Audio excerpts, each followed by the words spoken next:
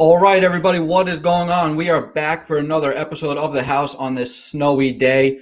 I am your host. For anybody who doesn't know me by now, I am Josh Handler, one of the founders of the Handler Zimmerman team over at Exit Realty Premier in Massapequa. If you have a house that you're thinking about selling, if you have a home that you're thinking about buying, taking advantage of these low interest rates, I want to help you. Give me a call, 516-732-6398. Any questions you have, concerns about the process, please give me a call. I would love to help answer any questions you have and see where we can go. So, brings me to today's guest. So, I saw him on social media, and his story was absolutely amazing.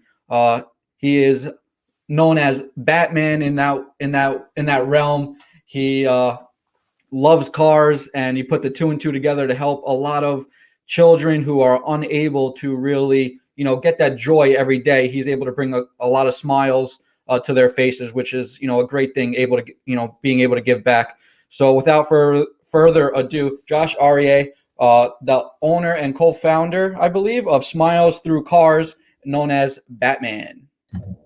Hey, thank you for having me on the show. Good morning, everyone. Josh, thanks for coming on. I really appreciate it. I mean, I guess we got a good day. Can't really drive those cars today. Yeah, no, I have like maybe 2 inches of clearance, not 2 feet. So yeah, I'm stuck for a little while. Even Batman's grounded right now. So, obviously I never met you before. This is the first time we're really meeting. Give us a 5-minute background, about yourself, what got you into this, and basically, what your company is all about. Sure. So I grew up in New York. I had a passion for exotic cars, like most other young males, but I couldn't afford any when I was younger. And growing up in Long Island, from time to time when I would go to Manhasset or Great Neck somewhere in the North Shore, you would see these exotic cars, either parked or driving by, and it was just a huge passion. I always loved looking at them, seeing them. And over time, I developed relationships with some of these guys that own them, that would either, in the beginning, would take me for rides, and from that, we kind of upgraded to actually letting me borrow the cars. In the beginning, to do errands for them, I was like, look, I'll make it advantageous for you. I'll borrow your car.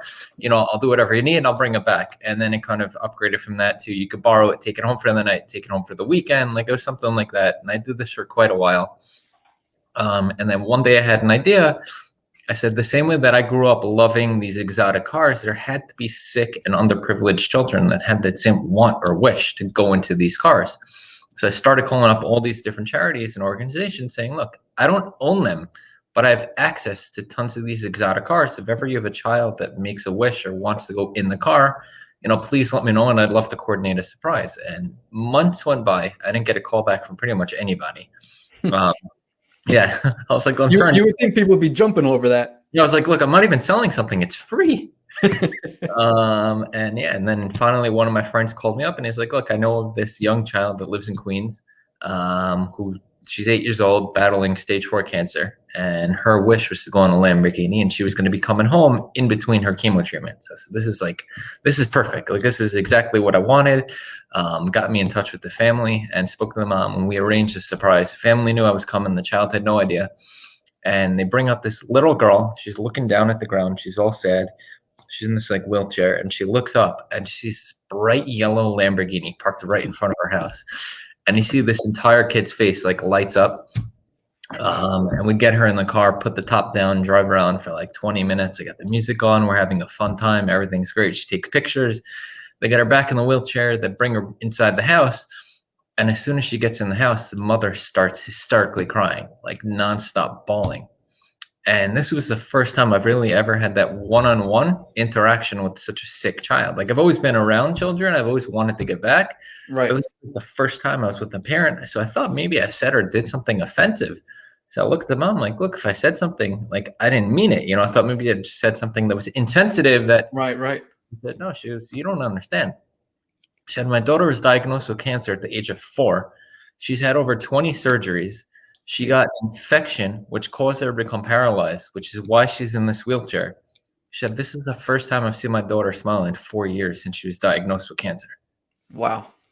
And for me, at that moment, I was my mind was blown. I was like, if I could have such an impact with such a stupid thing. I mean, look, I'm a huge car guy. I still am.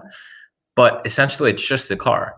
And if I could make this child's day. I mean, childhood is supposed to be the innocent years. It's when you grow up and you got to worry about relationships and bills and, all the COVID and all this stuff going on. You shouldn't have to worry about that as a child. They're supposed to be a child. And then when you get the teenage and adult years, that's when you kind of lose that innocence and, get into reality, if you want to call it. Right. But unfortunately, a lot of these children don't have that. They're born with these illnesses, or they develop them at a really young age. They're diagnosed, and it's a horrible thing. So at that moment, I mean, literally up until that moment, my goal was to be on Forbes. I wanted to be, top 30 under 30, top 40 under 40, the 100 wealthiest people in the world. That's what I was aspiring to be. Like, I wanted to have the largest car collection, the most amount of jets, the most amount of houses, yachts. I mean, you name it. That's what my goal was. Right. Like, and at that moment, my entire life changed. I said, not that I don't care, but in a way, like, I don't care about money or any of that anymore. I want to focus on how can I make a difference? How can I use these things that I've always dreamt of having for a better purpose and utilize them for these sick and underprivileged children to continue what I was doing to make them happy?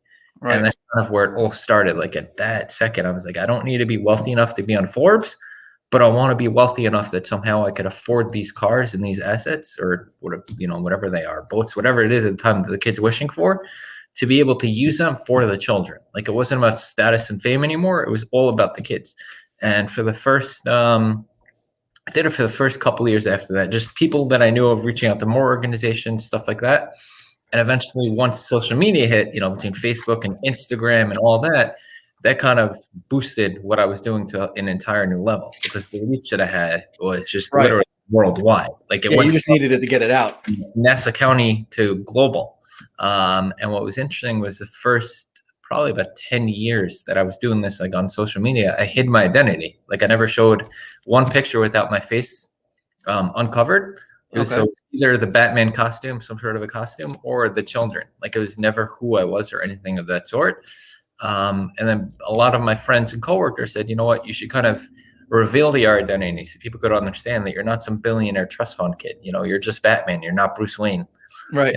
And just, so I kind of said, okay, you know what, you're right. People can understand and relate more to why I do it, and maybe either want to get involved. I've had people that said, look, I live in, X, wherever they're living at the point.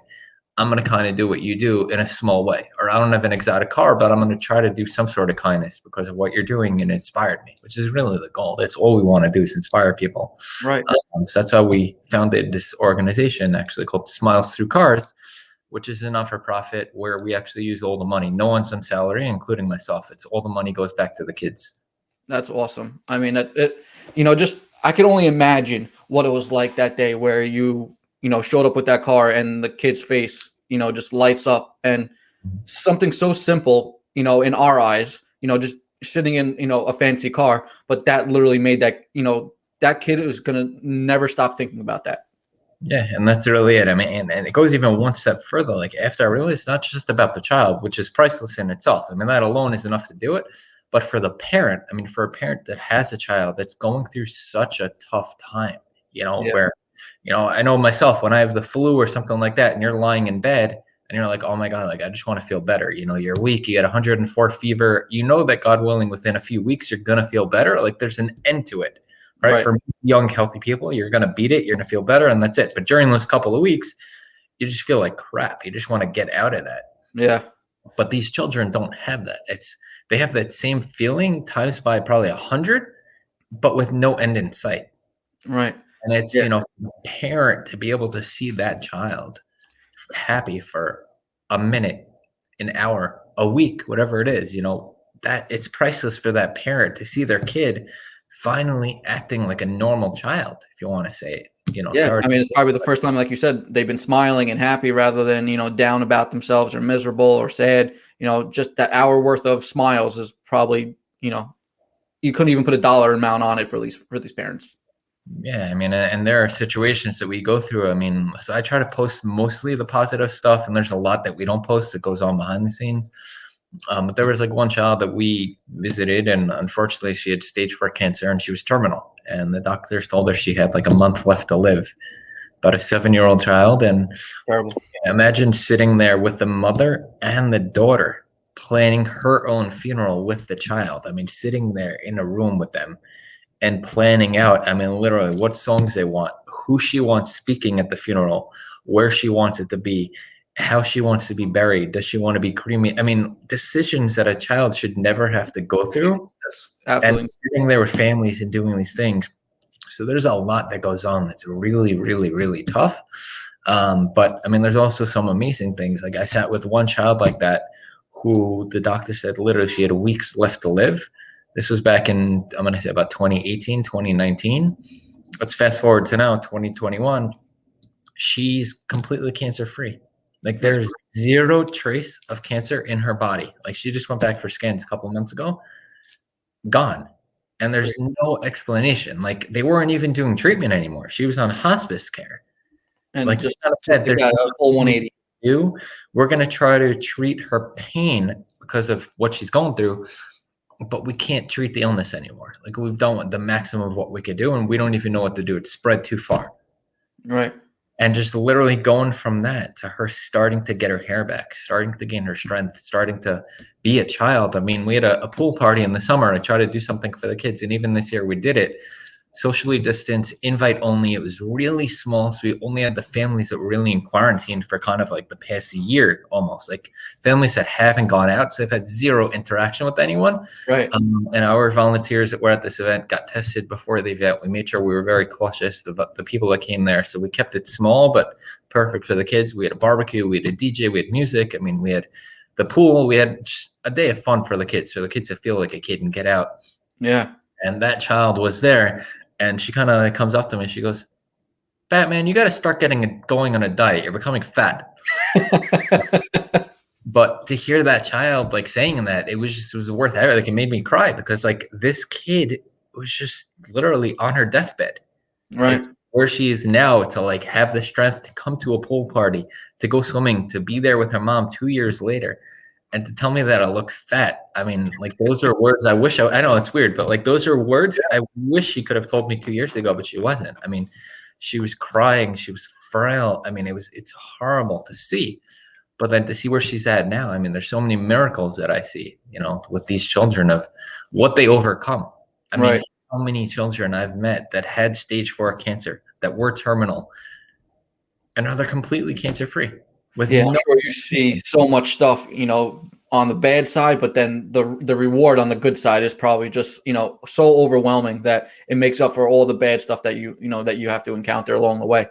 Yeah, I mean it's amazing, and honestly, I can't take credit for this. I mean, yes, I'm the face of the organization. I was the one that started it, but now I mean the amount of people that are part of this. The volunteers that are part of. I call it a team because essentially it's all we are. I mean, I'm great on my own, but Right. like any company or any entity, anything you're trying to do, as good as you are, you're that much better with people around you. If I have 50 other people that are part of this mission, they're now 50 times the amount of what we're able to achieve. Yeah, So, absolutely. I can't take all the credit. I got to say thank you to everyone that's a part of this. It's been a part of this behind the scenes. I mean, including the camera crew, the people that come out to film, to edit, to give advice, stuff like that. I mean, just all that to film the memories of the families and to be able to create that into a post, if you want to say it. But it's more than just a post. It's number one, to inspire others, and number two, to kind of enable the families to remember these things. Some of them, unfortunately, it is their last moment. And for them to have that and remember their child at that last moment, a lot of them, unfortunately, the day I go, the week I go, the month I go, they end up passing away. Right. Yeah. For them to have that, it's, seeing their child happy one last time, for them, it's worth everything in the world. So Without a doubt, I mean, I can't speak for them because I've never been in that situation, but I could only, imagine the things that run through these, parents' heads and, having to sit with, your daughter or your son and book literally like their funeral at 7 years old. I mean, that's just, it's terrible. And there's no other way to really even speak about it. Like, it's just so sad. And, there's so many things going on in the world that really puts your life into perspective. You're like, my life is not so bad. It could be so much worse. You could be in those shoes and you wouldn't even know what to do with yourself, but, you're busy, with work, for myself, like, we want to give back. Like, I want to start, giving some donations, every deal that we do, etc. Because it just opens up your eyes to how much is really out there. And you're so lucky that we're able to do what we do day in and day out compared to these people that really, are bedridden or, stuck, and they're never going to get to experience life the same way you will. You know, it really just makes you really open your eyes. Yeah, and it's one thing actually. I mean, I've been spending a lot of time recently on Clubhouse. Speaking to a lot of these. I have to say, affluent people or some of them are even billionaires. I mean, worldwide that we wouldn't have access to, and speaking to them about really one on one. I mean, it's in a group, but when you're a moderator speaking one on one and asking those questions and kind of saying, what was your motivation? How did you continue to do it? And these kinds of things. And a lot of them were saying, like, in the beginning, it was just about them. A lot of them grew up in poor families or underprivileged families. They grew up, being bullied. So they wanted to prove to that person that we could be better than you. I'm going to have more than you. And then it kind of shifted from that to wanting to be able to help others, to give back to others. And that was kind of their motivation, was to want to help and give back. And that's kind of my goal every year for New Year's. Everyone has a New Year's resolution. My goal every year is the same goal. My resolution has not changed. You could always add to it, but my goal has always been to give back more than the year before. Right.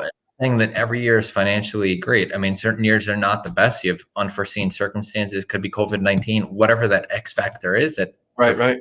you from, having such success at that time, and you kind of alter what you're doing so next year you can do even better.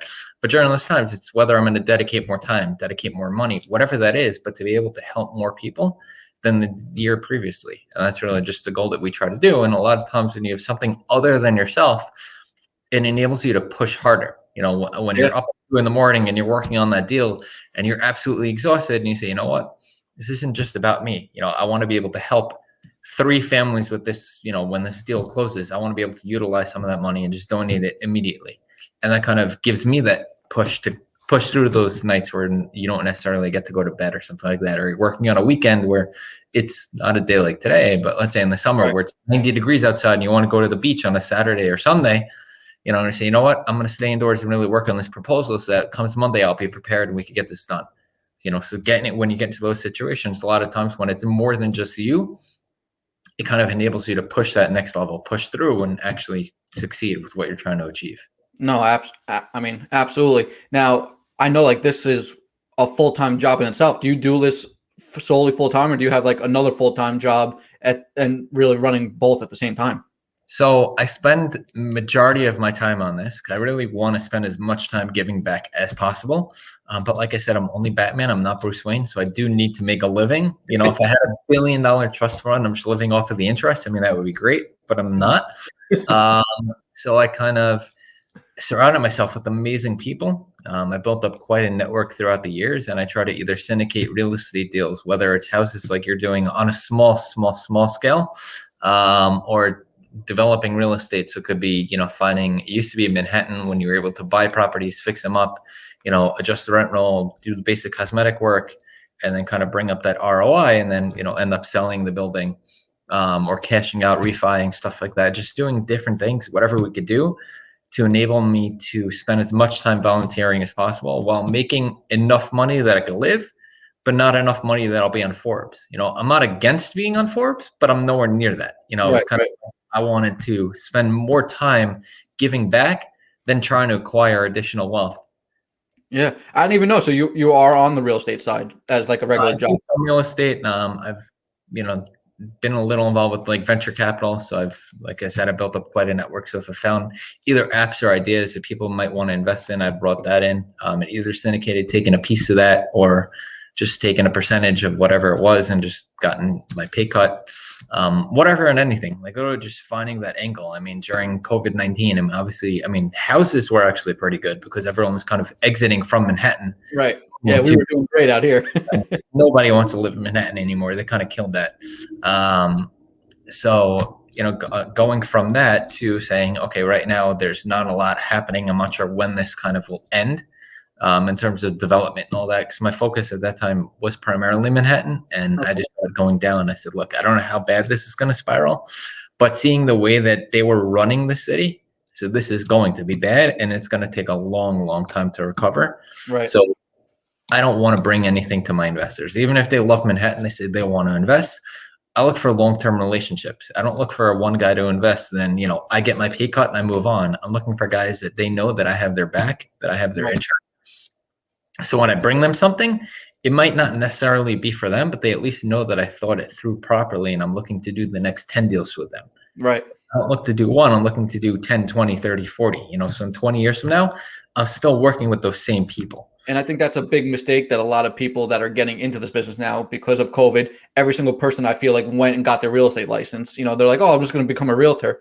And so many people that are brand new to this business are taking the opposite approach of that. And they're looking for the quick buck. They just want to get a deal done. They don't care what it takes. They just want that, commission check. And it's not about the relationship. It's just about that one deal. So there were deals that I was involved with in development where deals went south and there were certain issues that occurred between, the partners and all that. And even if I knew I wasn't getting paid from it, I stuck through with the entire process with the potential investors or the guys that did invest just to help them to make sure that they got their money back or whatever new negotiated ROI would be. Originally, right, let's say 30% on their money and now they're going to get 10%. But I made sure they at least got that 10%, even if I wasn't getting paid, because I wanted them on the next deal to come back. Just to be honest, saying, look, I got you in, I'm going to get you out, even if I'm not getting paid from it. And I don't want you to give me a cut because that wasn't our deal. Right. And that's kind of the way I build the relationships. I don't. Yeah, you're not looking to run away. You're here from start to finish and, to make sure. And we want to prolong this. We want deals after deals after deals. We're not looking for a one shot, and run. All right. So my thing's more long-term relationships. I'm not looking just to do a deal. I'm looking for a partnership, a guy that's going to understand that when I call, he's going to want to take my call. It's not like, oh, what's he saying now? What's he trying to sell me? I'm not trying to sell you. I'm trying to give you something. It's an opportunity that I truly believe is worthwhile for you to invest in. Right. Now, going back to Smile Through Cars. Sorry. What made you pick Batman? So I was doing the exotic car thing for quite a while. I was able to borrow cars from a lot of people and it went well, as long as I stayed in the exotic car. I don't have any hyper cars. So, like the Bugattis and all that, I wish, but I don't have access to that right now. Because that's probably like the number one car I get asked for from every kid is like, do you have a Bugatti? I'm like, I have. So like that's the hot car that kids want these days. Yeah. So, that would be the great, but I don't have that yet. Something I'm working towards. It's a goal. I definitely want to either find someone that has a Bugatti that would want to be part of it or somehow buy a used Bugatti in the future, just because that's literally the number. I can't even tell you how many thousands of times every single year. It's like, what car do you want to bring? Can you bring a Bugatti? Okay, what else besides the Bugatti would the kid want? What's the second most popular? Usually like Lamborghini, classic Lamborghini, Ferrari, Rolls Royce, Bentley, Porsche, like any of the exotics. Kind of just any of those are, so we kind of figure out what the kids could get into. So the way that I became Batman, so I did the exotic car thing for quite a while. And then one day there was a 5-year-old child who was coming home in between his chemo treatments and his wish was to meet Batman. I said, perfect, no problem. But the second part of his wish was to meet Batman in a Batmobile.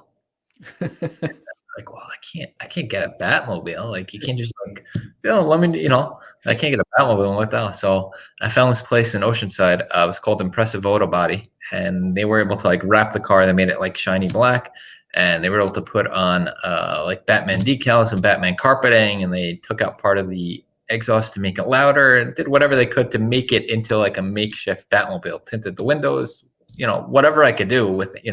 Right. I had to work with what I had. And that's kind of really the way I got into it. And if I could backtrack a bit, while I was doing the exotic car thing, I remembered hearing about this guy on the news. His name was Lenny Robinson. He was some guy in Baltimore, some successful businessman, entrepreneur, who was giving back. He had a black Lamborghini convertible, and he was actually going dressed up as Batman to visit sick and underprivileged children. Oh. And until then, I've never really heard of anyone else doing it. I was like, wow, that's so amazing. I loved the fact that he was doing it. And then a couple of years went by, and unfortunately, I think one day he was either going to or coming back from a kid at night, and his car broke down on the highway. And it was a black car at night, poorly lit area. A guy gets out in a black Batman costume, and either a car hit him directly or hit his car, which ran him over, and he died. Jesus. And I thought that was absolutely horrible. And even though I never really met him or anything like that, I said, you know what he was doing was absolutely amazing, and I wanted to continue his legacy. And that's when I said, you know what, I kind of want to become Batman. And the Batmobile I haven't even thought of at the time, but that's when I wanted to become Batman. Right. Simultaneously, around that same period of time was when I got the phone call for the 5-year-old child. So I said, you know what, it's meant to be. Like, I've never had a request till then. And then all of a sudden he passed away and they had the request for the child. And, you know, I kind of did that. So I went to visit this kid. I was out, I think, in Plainview, actually. And I went to visit this kid, and I'm pulling up to the house. I mean, he's literally sitting by his front door with like this Batman mask on, and he's waiting for me. And I pull up, and the kid gets out, and he runs out, and I get out, and, you know, I walk and I kneel down to him, and I said, "Hey, what's up?" And, you know, I said, "Let's call him Chris." I said, "Hey, Chris, what's your name?" You know, I said, "What's your name?" He said, "Chris." I said, "Do you know my name?" Like, I was going to tell him, Josh, and he goes, "Yeah, you're Batman." I was like, oh yeah, like, you're right. Like, I wasn't in that mindset. Like, I thought he knew I was just some kid coming dressed in a costume to visit him. Like, I didn't think he thought I was actually Batman. Right. And I'm kneeling down. I'm like eye level with the kid. And the kid looks at me, he goes, "If you're here visiting me, where's Robin and the rest of the Justice League?" And I'm like, I don't have an answer. Like, I froze. I'm not in that mindset at all. Oh man. I'm like, I'm looking around. I'm like, oh my God, I'm drawing a blank. I had no answer, like zero. I was not prepared. And all of a sudden, a kid goes, "Oh wait, if you're here visiting me, they got to be out saving the world." I'm like, yes. Exactly. So, like, now I'm prepared. Now when kids ask me questions, I'm like, I'm ready to make it up on the spot, because, like, I'm in that mindset. I'm like, okay, I am Batman. I am this. I am that. You know, so I moved past it. But that first time, it was totally just caught off guard. I'm like, I had no answer for that kid, and it was. So how long have you been running this Master Cars and Started doing it? probably about like 2006, 2007 was So when I a started good using time. cars. In the beginning, it was small. You know, in the beginning, it was just, you know, from time to time, if I got a phone call, if people knew or something like that, a kid needed to be cheered up, it was that. And then over time, with social media and, you know, the fact that I kind of told people who I was, it grew significantly. So, and especially with all these other apps coming out, or podcast publications, that people hear about it and they say, "Oh my God, I never knew something like that existed. I have a nephew, I have a niece, I have a neighbor, I have a friend, whatever, that's battling cancer." And we go visit adults as well. Because, you know, if there's a guy that's 40, 50, 60, that's battling cancer and his wish is to go in a Lamborghini, I mean, there's no reason why we can't try to make that guy happy as well. Right. Absolutely. So, you know, we kind of do everything. But yeah, I mean, it's been an amazing journey. And I call it that just because the amount that we've seen, I mean, the amount of families that we've met. And, you know, and the one thing I think that's really unique about our organization is that I'd probably say 90 something percent of the people that volunteer with me either have an illness or a family member that battled some sort of a severe illness. And Touches them a little more, hits them a little harder. And it's more the fact that a lot of us also just, you know, we do more than a one-time visit. We're not just coming in and visiting once. It's, here's my phone number, here's the Instagram account, here's our email, here's whatever, you know, call us if you need us. I mean, their families have been visiting for more than 10 years consistently. Really? Yeah. And, you know, it's a lot of the parents actually that we visited actually became part of the organization and said, "Look, you've helped me through my darkest moments." You know, a lot of them, unfortunately, are single parents. And, you know, so imagine being a single parent of 3 children, the youngest child's battling cancer. You got to be in the hospital all the time with them. I mean, you have to try to hold down a job. You have to pay rent. You got to pay the bills. You got to do this. But you still got to be a mom. It's really tough when you're being pulled in like 50 different directions, and each one is almost as equally as important as the other. Right. It's not like you could just say, "Okay, I'm going to prioritize," and say, "Okay, I'm going to do it." It's, you have to do all of them, and a lot of them, you know, they need assistance. They'll need hand-me-downs of donations of clothing. They'll need food. They'll need money to pay their bill. I mean, because when they're at that hospital with their child the whole time, how are you supposed to hold down a job? Yeah, very tough. How are you paying your bills? How are you paying your rent? So there's a lot that goes on. It's not just that. It's so much more than just that one step. And seeing them saying, "Look, you helped me during my darkest moment." I mean, some of them unfortunately have suicidal thoughts because they're just pushed up against the wall so far. They're like, I don't even know what to do. There's no answer. Right. And then coming in, and some of them say that, you know, we're their shining knight in armor. You know, we kind of save them during their darkest moments, and they get through it. And they say, "You know what? I want to be able to help others when they're in that situation," because they could give that firsthand experience. It's not just me as an outsider. It's, I went through this with my daughter, my son, my whatever. You know, this is what I did, X, Y, and Z. I'm going to help you because I personally experienced that thing and going through that. So it's, it's really grown more than I could have ever believed. And this is really like, if there was one thing I could do, I mean, this is what I would want to do for the rest of my life. Like, this is, everyone says, if you won the lottery, what would you want to do? Like, this is it. I would just Buy a want to Bugatti. pick and, well, yes, definitely buy a Bugatti. Done. But then visit exactly sick and underprivileged children for the rest of my life, like without making a penny more. Like that's what makes me happy, knowing that I'm bringing that happiness to these children. It's priceless, and that's really what I would want to do if I could. Yeah, no, I mean it really is incredible, all that you do, and hats off to you, being able to do everything and taking it to where you gone, and all the thousands of smiles that you probably put on all these kids and parents at the same time. I mean, there's probably no better feeling. Right. Now, when people, obviously, I'm sure you get messaged a million times now, throughout the month. How do you guys sift through, who do you guys got to hit, and you guys want to go see right away? Or is there like a big waiting list? Like, how does that work? So COVID definitely made it harder because of the social distancing, and a lot of them can't even get out. I mean, there's some children that have been in the hospital in quarantine since March. Not because they have COVID, but because they're so immunocompromised that they can't be near anyone potentially that could have it. So they're literally just in a hospital room away from the world. There are others that are, one child, he's a huge car fanatic. So he's in his apartment with his mother in Queens, and they have not left. Either of them have not left since March. And they actually DM me. His name is Spencer, such a great kid. And he just messaged me, or his mom messaged me on Instagram, saying, hey, they saw me and some of my friends passing by his apartment in Kew Gardens with Lamborghinis, and he would literally wait by the window. Anytime he would hear that sound, he would run to the window to look at it. We didn't even know, like, we were making him happy during this pandemic without even knowing. And then they reached out, and we arranged the police department to do a drive-by with a couple of Lamborghinis up his block for him. I mean, he couldn't come out, but at least got to wave to him from the window and see that. And been in touch with him back and forth. Definitely looking forward to meeting him after. But stuff like that, it's really just been amazing. So we try to hit every single child. We try to get everyone and anyone. I mean, some of them are farther out. I mean, we get some in New Jersey, Connecticut, Baltimore. We get other areas, Florida, Los Angeles. So we have other friends and volunteers, you want to call it, that help out with some of the visits, just because, like, I used to travel all the time, and now it's like I can't spend 5 hours traveling each way, or 3 hours, because the amount of children that I could have visited during that time. So I try to find people to make it more efficient. Right. No, So that's awesome. So what is the 5-year goal or plan for Smiles Through Cars? Like, what if you had to think, your 5-year plan going forward? Where do you see where do you see the company growing to, or what's your goals? So I kind of want to, I guess if you want to call it, open up additional chapters or franchises, but not selling them. Have this, mimic my model in different areas. Like, I have one of our volunteers, her name is Aviva. She recently moved to Las Vegas. So we're going to be opening up a division there, and she's going to be in charge of Las Vegas, LA, like that region, and bring in additional volunteers. Because as much as I could interview someone on the Zoom or whatever, I want that personal connection, so she can meet with the people, try to get references and see who they are, all that. See if they're, because we only want people that truly want to be a part of this to give back. Right.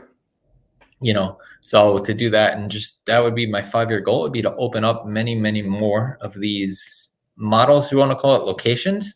Right. We could help, countless amount of people every year, because there's so many throughout the world that are struggling. I mean, even people that are being bullied, from whether it's cyberbullying or in school, whatever that bullying is, that's on the rise too. So we've incorporated that. People with anxiety issues, but like real anxiety, there's a lot that's been going on for children that normally wouldn't have. Yeah. So we can do that. So you guys are basically all around anybody that could really just need a smile, that needs a pick me up. And, regardless if you're terminally ill or, you're just, fighting something internally, you guys are all about basically just trying to make their life a little bit better. If it's for that day, for that month, for the rest of their life, whatever it may be. Yeah. It could even be like, I'm out on the way back from a kid, and I'll stop off to pick up something to eat, or a cup of coffee or whatever. And there's some little kid there, like, just basically drooling over the car. To the kid with the parent, I'm like, look, do you want to see the car? And they're like, really? I'm like, yeah, like, go in, like, here's the key, turn on the car, rev the engine. And they're like, what? I'm like, go, man. I'm like, it's just a car. Go, like, have fun. And like to them, like they're like, wow. And I'm like, yeah. So I don't know if the kid is sick or anything, but I just made that kid's dream. Like, it doesn't matter. I mean, if I can make that kid happy, I mean, I'm all for it. Right. So it's all about it. Doesn't matter as long as they're happy. You did what you were supposed to do. Yes. I mean, my goal would be obviously to continue growing on social media because I realize like there's a direct correlation. The more followers that we have, the more requests that we get. I'm sure. More messages that we get from people saying, wow, I've never heard about you. I've never seen this before. I would love to try to do it, in whatever capacity that they're able to. So either spread hope or to spread inspiration. I mean, that would be my goal, would be to have a lot more followers, to be out there, to be known about what we're trying to achieve. No, absolutely. So for anybody that, wants that, that hears the show once we air it, it is going live right now, but for anybody that, wants to reach out or they think they have somebody that, you guys could really help, put a smile on their face, what's the best way to get a hold of you? How can they find you guys? Where can they see, anything about you, what you guys do? Yeah. So either they could look at the Instagram account, which I think you linked on the bottom. Yep. I have it scrolling on the bottom for everyone also. Or for those of you that don't have Instagram, you could go onto our website, just send a message, either someone that you know of that needs help, or if you want to get involved in some way or something like that. So I think so basically Instagram, you pretty much answer all your messages. Smilethroughcars.com. They could send you guys a direct message if they're looking to just volunteer or donate. They could do that all right from the website as well. Yeah, I mean, I had someone that reached out to me back in July. She just randomly messaged me and saw what we did and wanted to get involved. And, she was originally from Vermont, and now we're actually helping out for children in Vermont. There's a lot in Southern Vermont that's been neglected. I mean, there's one that just recently messaged me. It was a 4-year-old diagnosed with a rare form of cancer. I think it's called Ewing's sarcoma, which is a form of bone cancer. And there's not that many cases. I mean, it's not common to get at all. Right. And he's in the hospital being treated. And I mean, normally, so we always try to get in touch with the parent. She got us in touch with the family.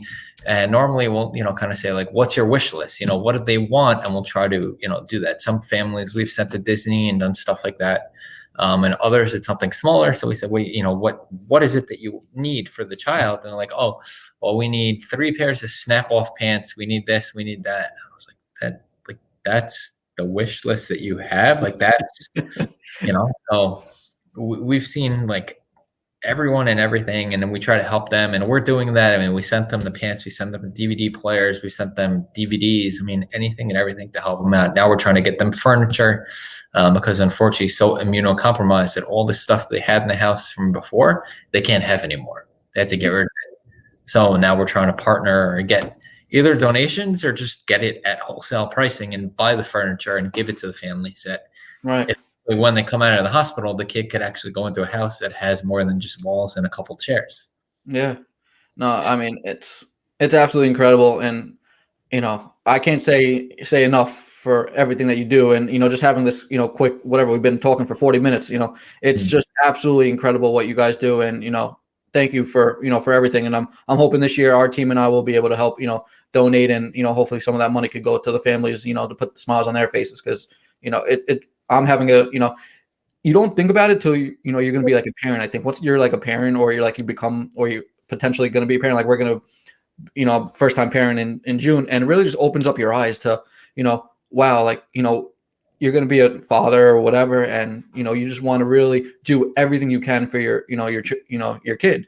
And, for the people that are in, these tough times and these tough situations, it really makes you want to, just, be better. You're so thankful that you're successful and you could do what you do day in and day out to be able to help somebody else, put, like you said, that smile on their face.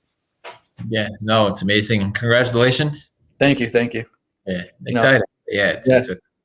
So, I don't want to take up any more of your time. I appreciate you coming on. It was a blast. Again, anybody that, thinks they know somebody that could, use their help, if they want to see the real Batman, please, go give them a follow at Batman Real account.